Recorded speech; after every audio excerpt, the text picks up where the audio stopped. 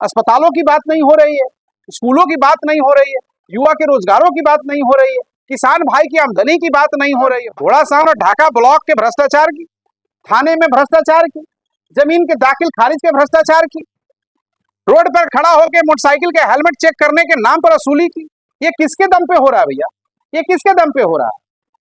सारी योजनाओं में, हर योजना में आपको पैसे देने। हमारी तो आदत बन गई है, 200 रुपया दीजिए, जन्म प्रमाण पत्र लीजिए। दुख इस बात का होता है कि 200 देने के बाद भी वो फटा गंजी और टूटी हुई साइकिल से जो व्यक्ति ब्लॉक जाता है उसे 5 बार जाना पड़ता है।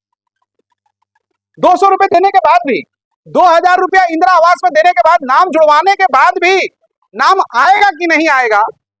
वो किसान जो अभी भी आप जाइए खेतों में है, खेतों में बैठा हुआ है, इस धूप में भी बैठा हुआ है, उस किसान को नहीं पता, उस किसान को नहीं पता है मेरे भाई। किसान को बीज कैसे मिलेगा और बीज की कमी क्यों होती है जब किसान पंजीकरण हो चुका है इस पूरे बिहार में, इस पूरे ढाका विधानसभा में, इस पूरे घोड़ासहन ब्लॉक में, फिर भी किसानों के पास बीज की कमी हो जाती है। तो यही तो काम था जनप्रतिनिधि का। और दोनों व्यक्ति, चाहे वो वर्तमान के हमारे प्रतिनिधि हो, चाहे पूर्व के प्रतिनिधि हो, दोनों की स्थिति यही है, दोनों की स्थिति यही है कि वो सवाल नहीं उठा पा रहे हैं, वो जनता के लिए कोई काम नहीं कर पा रहे हैं। दोनों के दोनों, कहते हैं ना, एक कहावत है कि चोर चोर मौसेरा भाई, वही स्थिति हो गई है इस ढाका विधानसभा में। देखिए, 5 साल के कार्य को आप क्या देखिएगा, इनके कार्य को जितना हमने उनको ट्यूशन पढ़ाया, जितनी बातें हम लोगों ने, आप हर प्रेस कॉन्फ्रेंस में राहुल जी आप रहते हैं, आप देख लीजिए, मेरे हर प्रेस कॉन्फ्रेंस के बाद उनका कार्यकलाप शुरू होता है। हम कहते हैं कि ये रोड नहीं बनी है, तब सरकार को याद आती है कि सड़क तो शायद नहीं बनी है। अभी आप देखिए ना, रेलवे के ढाला याद है, रेलवे के ढाले पे टेम्पू उल्टा था, आपने हमको फुटेज भेजा था, हमने वहां पर ईंट गिरवाने का काम किया और तुरंत वर्तमान प्रतिनिधि ने सरकारी अफसरों को कहा कि किसने उसको ऑथराइज किया है वहां ईंट गिराने के लिए। फिर हमने कहा कि क्यों नहीं एनओसी ले लेते हो इसका। एनओसी हुआ, 2 साल लग गए। पिछले प्रेस कॉन्फ्रेंस में भी मैंने कहा कि क्या हो रहा है भाई, उससे भी पिछले प्रेस कॉन्फ्रेंस में कहा। और अभी 1 से 1.5 किलोमीटर की सड़क है वो, और उसका एस्टिमेट कितना है? 2 करोड़ रुपया से भी ज्यादा। 2 करोड़। भैया, सोने की सड़क बनाने वाले हो क्या? चांदी का उस पर परत चढ़ाओगे क्या? हीरे जड़वाओगे क्या? क्या करवाने के चक्कर में हो?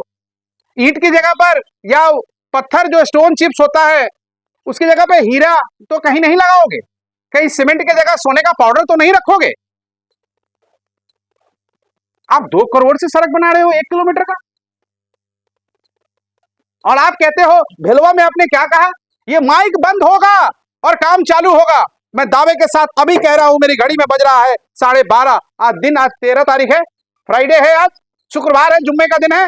जाके देख लीजिए भेलवा में काम हो रहा है कि बंद हो चुका है।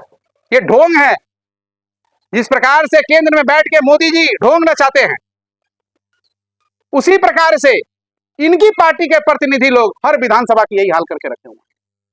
मैं चाहता हूं कि अब ये सरकार को बदलना है।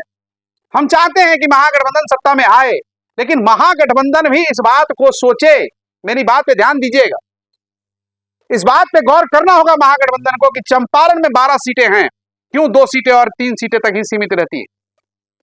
उम्मीदवार जो होने चाहिए, जो जीतने योग्य हैं, जो लगातार पब्लिक डोमेन में है, पब्लिक के साथ खड़े हैं, उन लोगों को टिकट क्यों नहीं दिया जाता है? जाति और धर्म के नाम पे टिकट का बंटवारा क्यों होता है? आज ढाका के महागठबंधन के उम्मीदवार अपने आप को कह रहे हैं, मैं तो मानता नहीं कि कोई अभी उम्मीदवार है कि किसी का नाम नहीं आया। कौन सी पार्टी यहां से लड़ेगी हमें नहीं पता, कौन लड़ेगा हमें नहीं पता। आज दुर्भाग्यपूर्ण है कि आप राजकुमार अपने आप को साबित करते हो। आप जनता की जब आवाज की बात आती है तो आपके मुंह में आवाज नहीं होती है। आपको अभी धूप लगने लगेगा, अब जब जनता बुलाएगी तो आपको धूप लगेगा।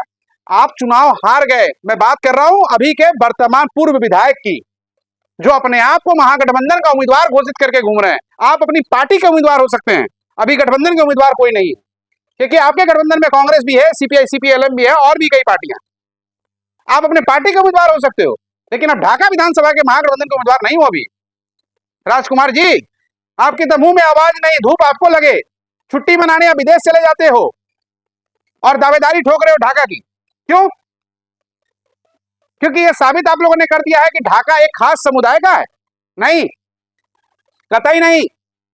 इस ढाका विधानसभा में अगर 3.5 लाख वोटर हैं तो उसमें से लगभग 2,40,000 हिंदू परिवार है, 70 से 80 हजार हमारे मुस्लिम परिवार है।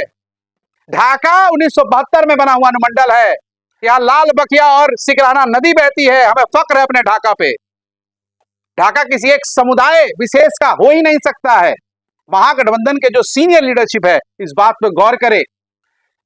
थोड़ा सर्वे करा लीजिए कि जनता के बीच में सड़कों पे कौन लड़ा।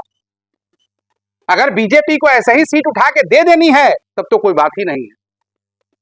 हम भी चाहते हैं कि एक युवा, सशक्त युवा अब बिहार का नेतृत्व करे। बिहार में जो है वो नेतृत्व परिवर्तन होना चाहिए। 20 साल हो गया है, एक ही सिलेबस को हम लोग पढ़े जा रहे हैं।